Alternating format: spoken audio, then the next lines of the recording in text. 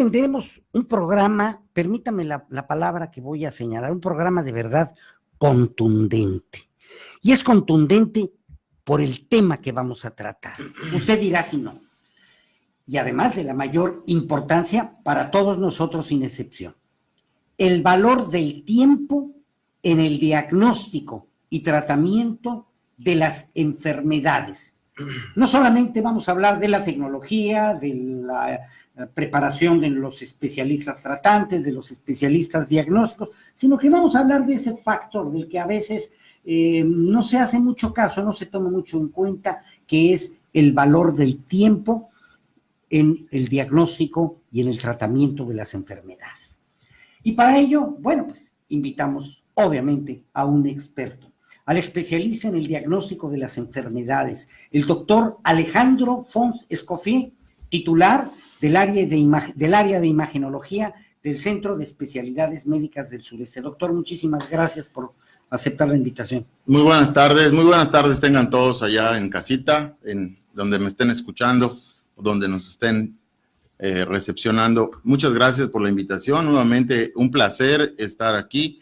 Yo creo que sin mayor preámbulo debemos entrar al tema porque es muy extenso, es radicalmente importante, como bien mencionabas, lo señalas como contundente, pero yo creo que es todavía algo más que contundente, es definitivamente algo más que importante.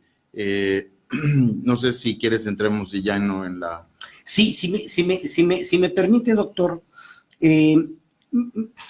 preparé una pequeña encuesta, hice una pequeña encuesta a 50 personas, conocidos, en donde la pregunta, el tema era precisamente el diagnóstico, pero el impedimento, la dificultad para ir a hacerse un diagnóstico. Y dije, bueno, ¿qué es lo que ocurre? ¿Por qué hay personas que no le tienen miedo, o le tienen desidia? O ¿qué es lo que ocurre, lo que sucede?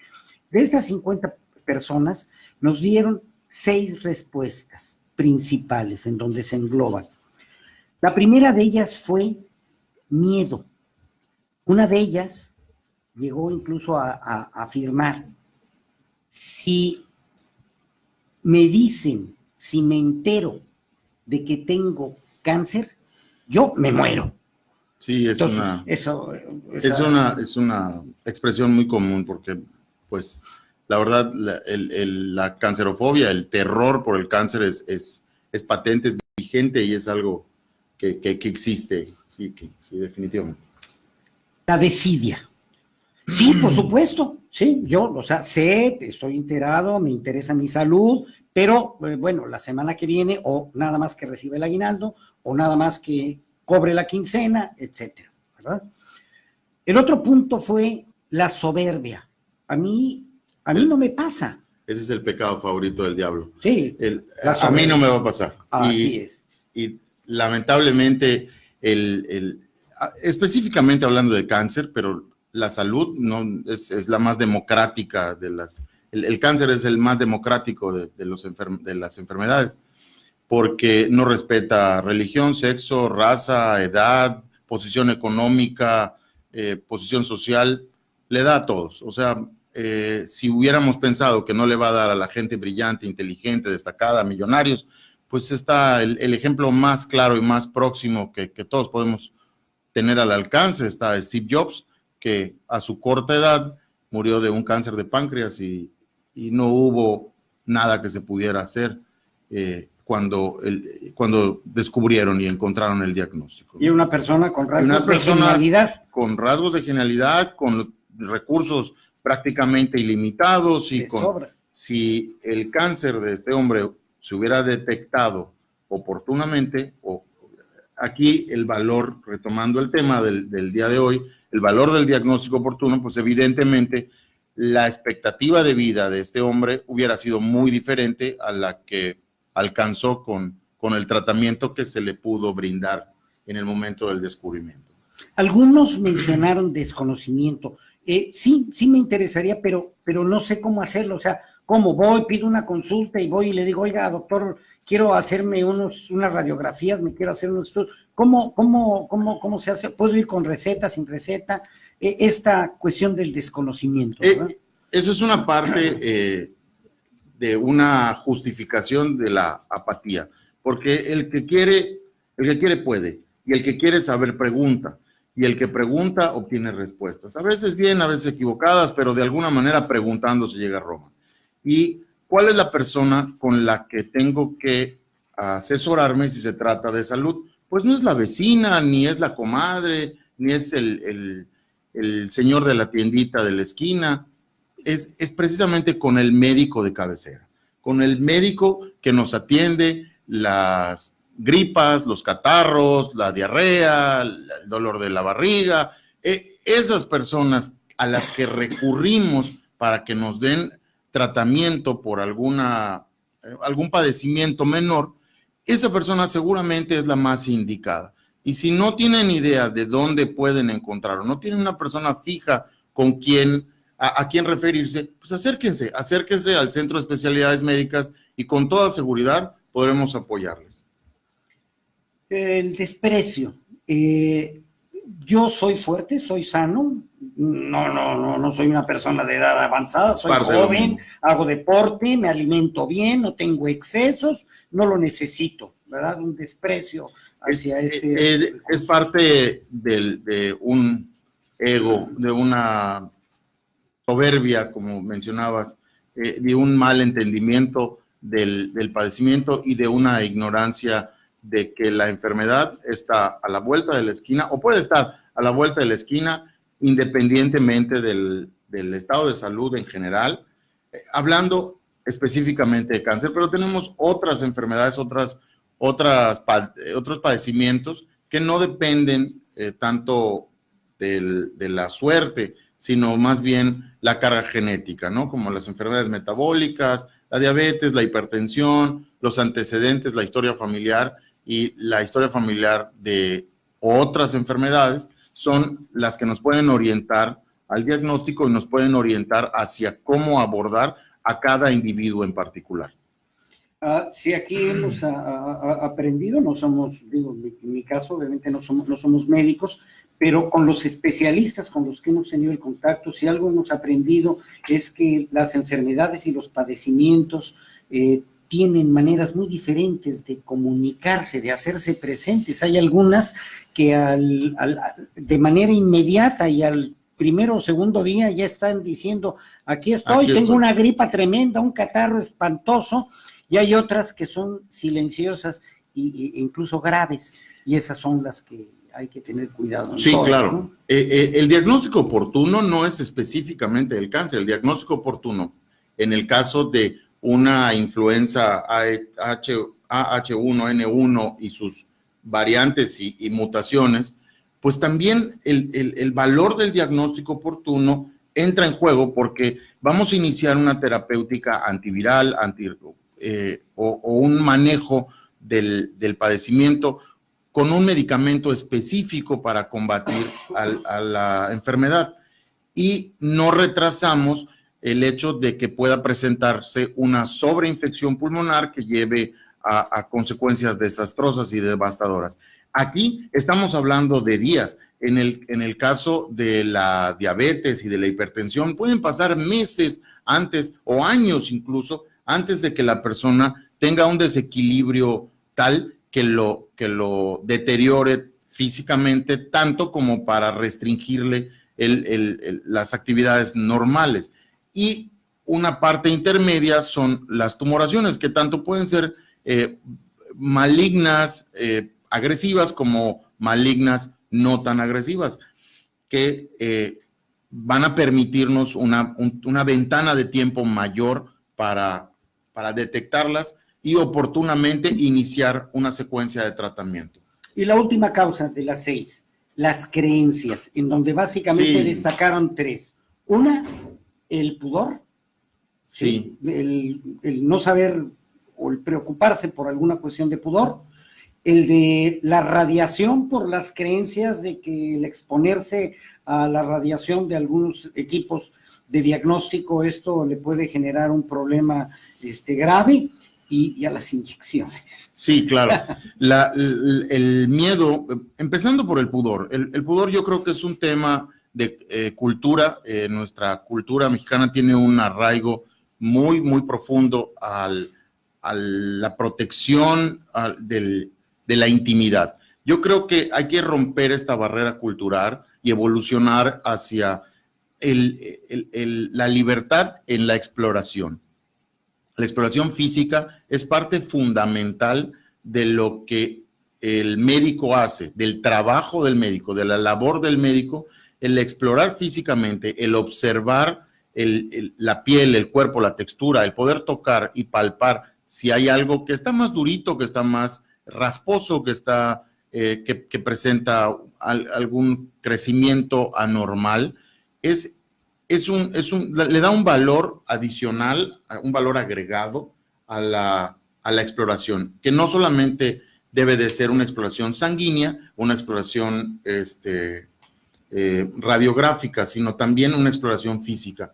Y no hablo específicamente de la mujer, también el hombre. Claro. También el hombre, porque se presentan casos de que el varón no acude, y tenemos casos de tumoraciones en los genitales, tanto en el pene como en los testículos, puede ser en el ano, puede ser una exploración transrectal de la próstata, el miedo a llegar con el urólogo para que le haga el tacto. El varón lo rechaza y lo difiere por aquel tabú del tacto rectal. Yo creo que ya estamos en el siglo XXI, estamos en plenitud de conocimiento, del conocimiento científico, y es nuestra labor como médicos hacer propaganda, divulgar este conocimiento y hacerlo llegar a todos los rincones para que hasta las personas con menos recursos científicos, con menos alcance, con menos posibilidad de tener el conocimiento científico, puedan entender el hecho de que el revisar los senos de la señora de la casa o de la hija de la casa o de la señorita, el revisar el área genital del varón o del varoncito o del muchachito es parte del trabajo del médico, y la información que se adquiere en esta exploración puede apoyar mucho el diagnóstico y acelerar el descubrimiento de un padecimiento, de una enfermedad. Yo creo que estamos en el momento en el que hay que llegar al punto de dar libertad a esto, siempre con la confianza. Yo creo que la confianza que le tiene la familia, la persona, el individuo, a un médico, a una autoridad en la comunidad, yo creo que es parte fundamental, es pieza clave de la entrega. Si nosotros vamos a una unidad de medicina social y nos va a atender una persona que no conocemos, puede eso representar cierta desconfianza, pero para estas exploraciones físicas minuciosas, detalladas, y en las que el pudor tiene una parte importante, yo les invito a acudir con su médico de cabecera, con el médico de familia, con el médico de casa, con el que tienen confianza, y hacer los cuestionamientos. Y si bien no él mismo, esa persona, ese hombre o mujer, tiene a bien hacer la exploración correspondiente, seguramente él podrá recomendar a algún especialista o algún colega o alguna colega que pueda hacer la exploración con el mayor profesionalismo y con el tacto que el paciente se merece. Creo que este tema es un tema además muy poco tratado, la parte del pudor, es algo a lo que tratado. Se le da la vuelta, sí. Y que es algo a que de manera recurrente habrá que continuarlo, porque algo que es muy importante dejar claro es que el especialista, hombre o mujer, es un hombre de ciencia, es una mujer de ciencia, es un especialista, un experto que ha estudiado que tiene el conocimiento, que tiene la práctica, que tiene toda la certificación para poder hacer y el profesionalismo, y que lo que está haciendo es ciencia. Entonces, cualquier otro tipo de consideración no aplica. No aplica. Como se dice en las tarjetas de crédito, no aplica. No aplica. Exactamente. Sí. Muy bien. Bien, doctor. Va a la pregunta central.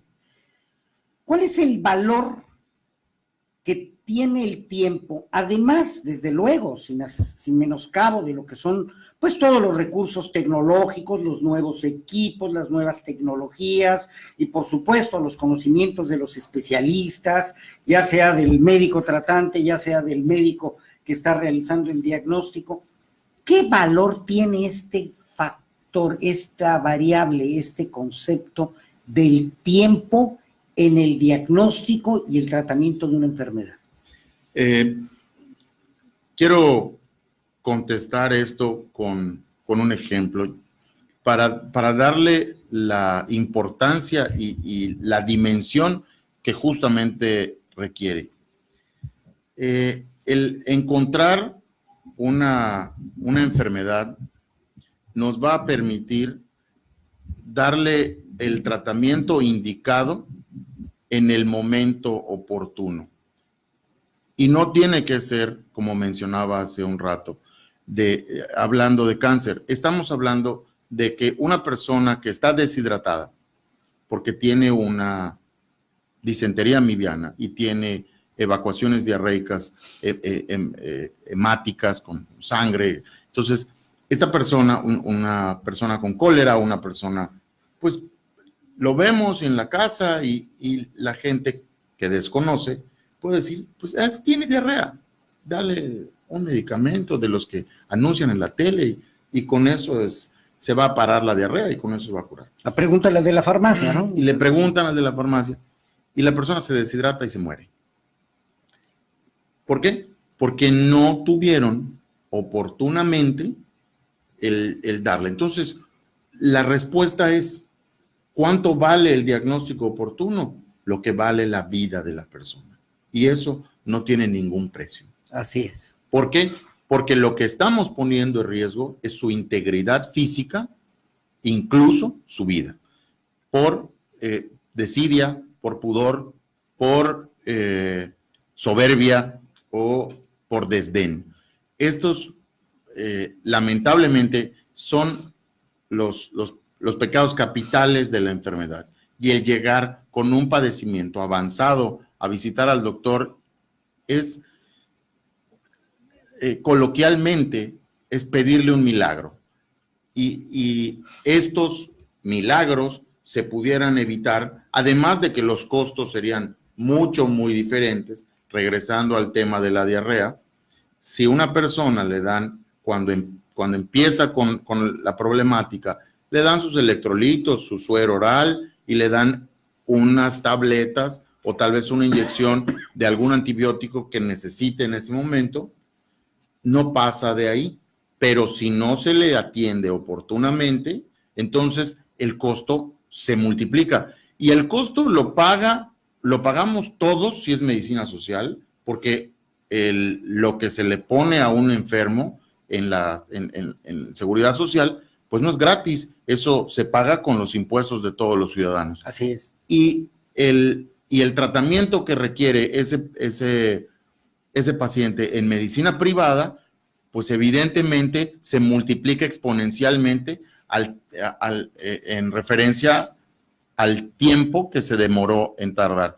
Por ejemplo, el mismo caso de la diarrea, llega, pues hay que internar al paciente, hay que administrarle líquidos, hay que hacer algunos estudios para comprobar, la toma de las muestras de laboratorio se tienen que hacer de urgencia y pagar de urgencia, etcétera. Entonces, ya cuando tuvimos tiempo para ir al doctor, entonces, pues nos sale más caro y lo que pretendíamos hacer, que era ahorrarnos unos pesos, nos va a resultar al final de cuentas mucho más caro que haberlo tratado oportunamente. Entonces, la detección oportuna es igual a un tratamiento oportuno, a un tratamiento más económico, más accesible, menos invasivo y además de todo esto es mucho menos riesgoso hablando de la vida de la persona, ¿no?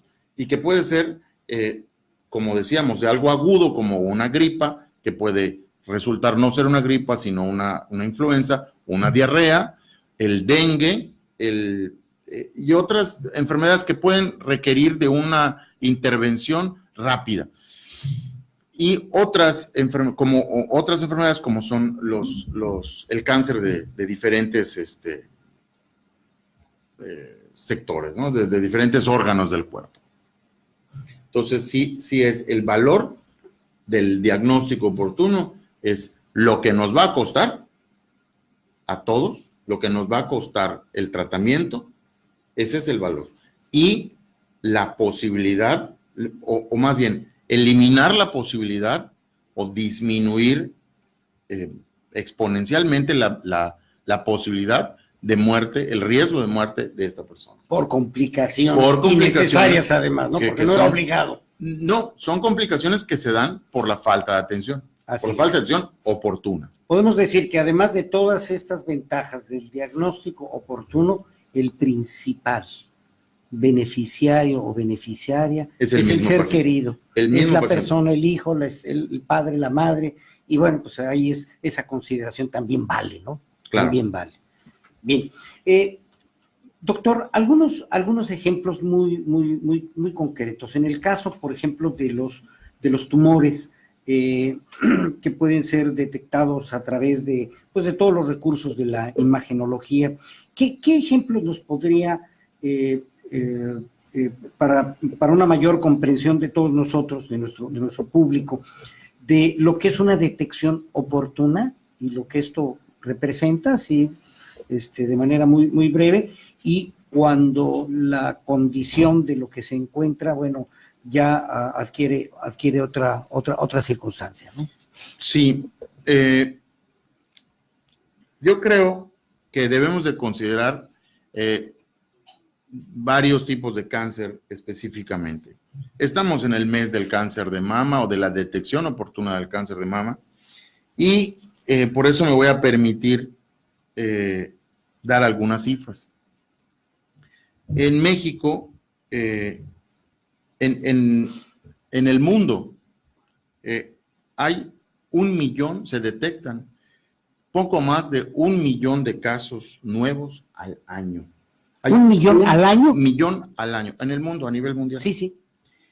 Y esto quiere decir que, además de que se detectan, pues se detectan poco más de 1 millón, pero se mueren cada año poco más de 500,000 personas, 500,000 mujeres. Esto significa que la mayoría no fue detectada oportunamente. Exactamente. Y por el cáncer de mama, este dato es muy duro. Se muere en este planeta una mujer por minuto. En lo que estamos platicando, ya murieron 25 personas por cáncer de mama, específicamente. Ese es el valor. Entonces, si nosotros atendemos a las personas, a las mujeres con cáncer de mama, entre los 40 y los 49 años, oportunamente vamos a encontrar el 46% de los cánceres de mama. Si tuviéramos en México, esta estadística es de México, sí. El 46% de los cánceres de mama en México se presentan en la población de las mujeres entre los 40 y los 49 años. Entonces, considerando esto, tenemos que, además de solamente hacer la mastografía, tenemos que considerar otros tipos de cáncer, el cáncer cervicuterino, siempre de la mujer, que en la misma visita puede realizarse un Papá Nicolau, el cáncer de próstata en el hombre, por supuesto, el cáncer de pulmón, el cáncer pulmonar, que tampoco respeta a hombres y mujeres, tiene cierta tendencia mayor en los varones, es predominantemente en los varones. Sin embargo, en la vida moderna, en las cifras más actuales, ya la tendencia es a 1 por 1, ¿no? Ya no hay esa diferencia que se marcaba. Cáncer de colon, enfermedades metabólicas, como la diabetes que mencionábamos, las otras enfermedades del metabolismo del calcio, enfermedades cardíacas y enfermedades circulatorias que también pueden detectarse a tiempo y condicionar que la vida del paciente que está en riesgo se detecte a tiempo y se elimine ese riesgo. ¿Cómo? Como se realizan antiguamente, pues cuando tenía cierta sintomatología el paciente, se le tomaban un cateterismo, porque es un procedimiento altamente invasivo. La tecnología ha avanzado, ha progresado mucho en este sentido, y actualmente tenemos equipos de tomografía que pueden detectar calcificaciones dentro de las arterias coronarias del corazón y con muchísima certeza determinar cuándo una persona tiene un elevado riesgo de sufrir un infarto agudo del miocardio. Entonces, si detectamos oportunamente un cambio en la arteria coronaria que nos va a suponer una probabilidad elevada de un infarto agudo del miocardio, de corte y tajo podemos entrar y colocar un tratamiento, que sería una stent en el sitio correspondiente y hacer una angioplastía coronaria que nos permita eliminar o disminuir radicalmente el riesgo de sufrir un infarto. Lo que usted nos está diciendo es que el diagnóstico oportuno o no oportuno en la vida de una persona es lo que puede cambiar diametralmente su historia, la historia de esta persona. Sí, la expectativa de vida, por supuesto. Nada más. Por supuesto. Uf, qué fuerte está. Pregunta que si a una mujer, le pregunta a usted, una mujer embarazada se le pueden tomar una radiografía y que cuál es el riesgo para ella y para el bebé. Hola, María. Es Dulce María Canché. Dulce María. Hola, Dulce María. Sí, las radiografías tienen una cantidad mínima de radioactividad, la radiografía simple. Lo que no es recomendable, aunque tampoco es imposible hacer, son estudios en los que se involucre la inyección, la administración por vía venosa de medio de contraste. Las radiografías simples sí se le pueden hacer a una mujer embarazada tomando en el mejor de los casos las precauciones debidas, cubriendo el área del vientre con un mandil, una tela con plomo que tienen en todos los departamentos de imagen de los hospitales, de los diferentes hospitales. Y sí se puede. Los riesgos de una teratogénesis, que es de alguna malformación, antes de rebasar la semana 16, si mal no recuerdo, el riesgo es del 0.001% de que esa radiografía condicione una malformación, pero es 0.001%, es realmente claro, irrelevante. La cantidad de radioactividad, de rayos X que reciben por una radiografía, que recibe una persona por una radiografía de tórax, es similar al haber estado una hora en el sol. Entonces, realmente no es una cantidad de radioactividad que represente un problema. La otra duda de Luz María era ¿qué riesgo tiene? Pues la verdad es que no tiene realmente, un riesgo real no existe. Muy bien. Tenemos otras preguntas sobre este tenor. Dice, pregunta Janine López, de aquí de Mérida. ¿Es verdad que la cantidad de radiación se acumula en las células? Si esto es verdad o no. ¿Y si es que esto se puede medir de alguna manera? Sí es verdad, es acumulativa, la radiación es acumulativa, no se libera ni se dispersa una vez que el cuerpo la recibe. Sin embargo, el cuerpo humano está preparado para que las células que sufren estos cambios puedan ser reemplazadas. La acumulación de radioactividad sí se mide y se mide con dispositivos específicos que utilizamos las personas que estamos ocupacionalmente expuestas, es decir, los que trabajamos dentro de los sistemas de imagen. Si fuera tan mala la radioactividad, pues realmente todos los radiólogos y todos los radioterapeutas y los médicos nucleares se morirían de algo muy jóvenes. Entonces, realmente utilizamos estrategias para disminuir la cantidad de radioactividad que recibimos, pero conocemos los parámetros de exposición dentro de los que podemos comportarnos sin riesgo o con un riesgo minimizado. Muy bien. Tenemos aquí una pregunta, si de Javier Villa Mena, de Mérida, Yucatán, si las radiografías, entiendo que es la pregunta correcta, debe de ser, las radiografías pueden ser de todas las partes del cuerpo. Aquí me dice de cuerpo entero, no hay radiografía, sí de cuerpo entero. No, las radiografías pueden tomarse de cualquier parte del cuerpo. Habitualmente se toman en 2 proyecciones para tener una mejor dimensión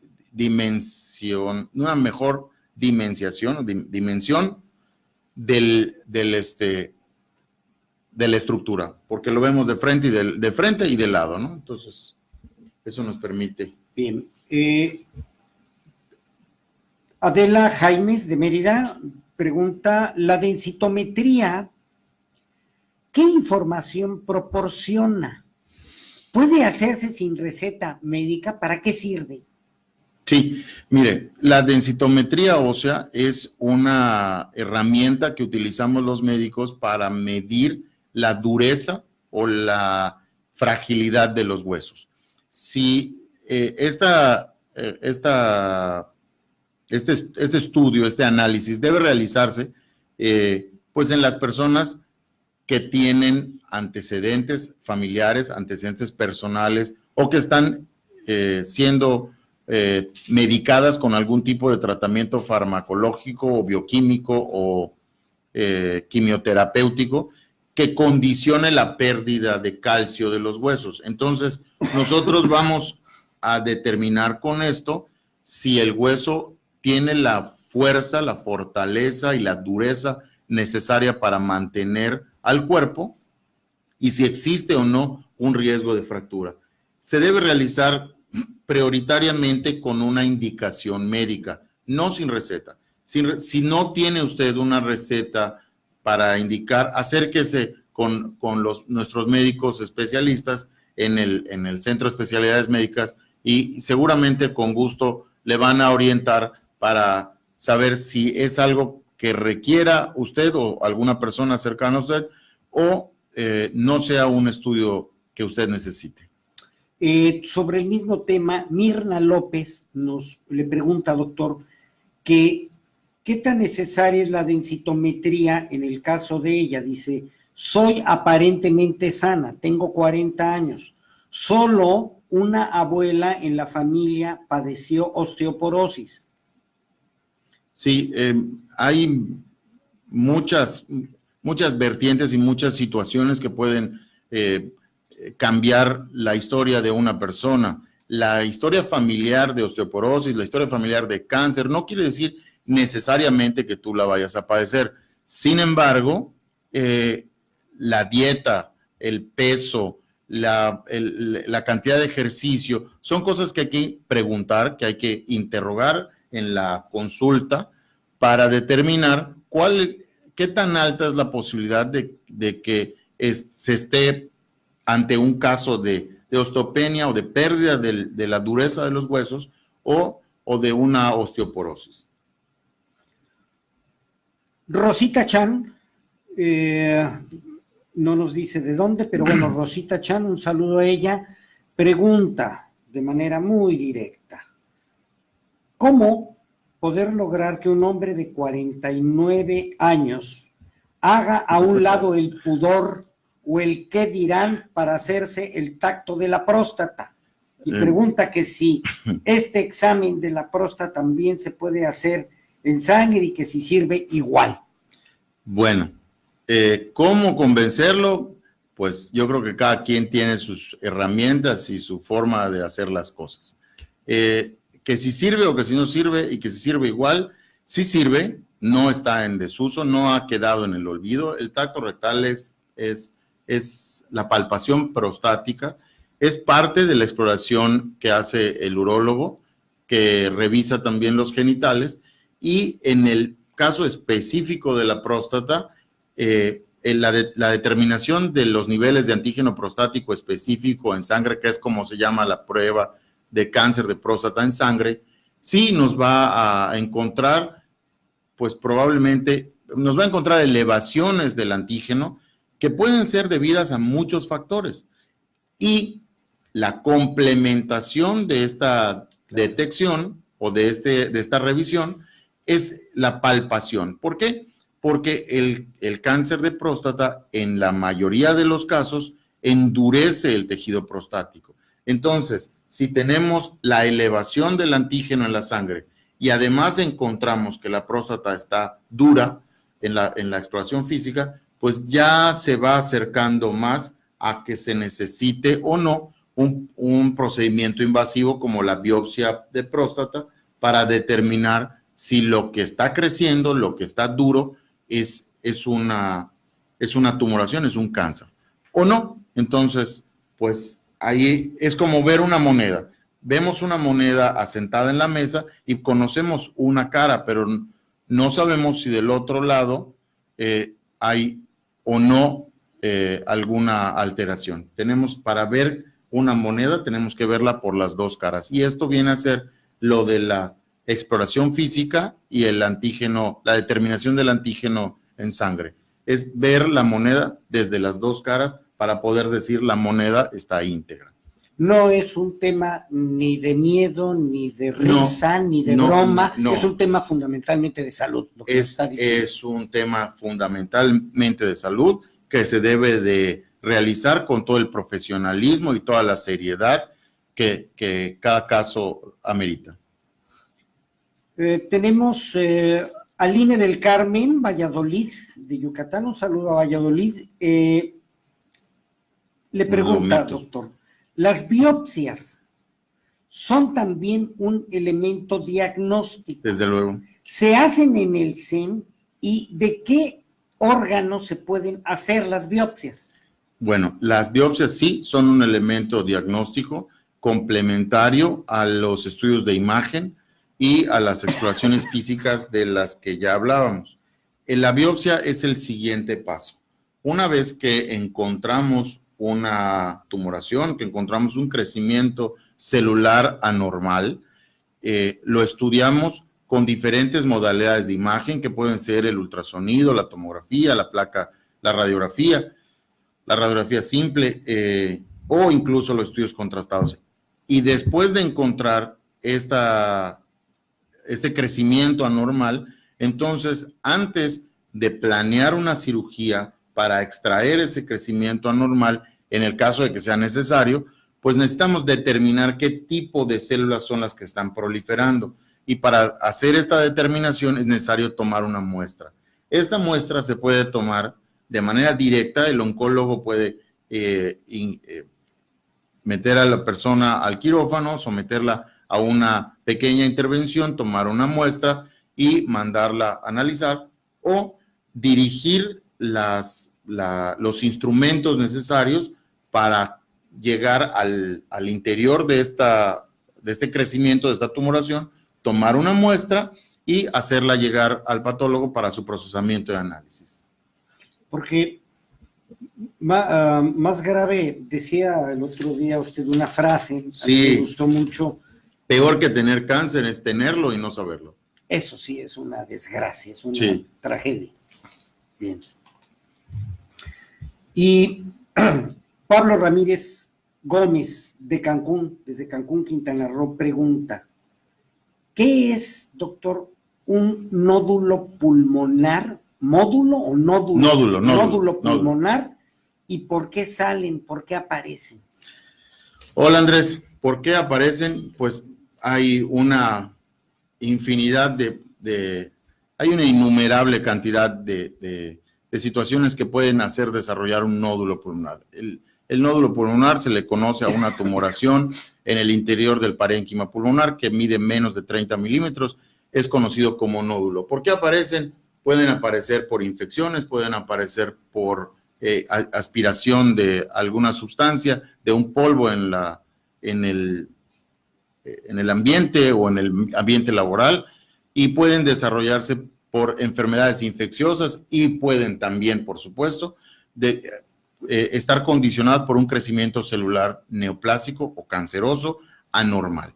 Y esta determinación, o sea, este crecimiento tiene que, cuando mide menos de 10 milímetros, debe de vigilarse y de contemplarse todo el entorno, la edad del paciente, la ocupación del paciente, la situación en la que está el nódulo, si está vinculado a alguna estructura mediastinal, alguna estructura vascular de las venas o de las arterias o del corazón mismo, o está cercano a la pleura, está cercano a los huesos que conforman la caja torácica, y determinando todo este entorno, pues se puede uno hacer una idea de a qué corresponde ese crecimiento, esa bolita que está creciendo en el interior del pulmón.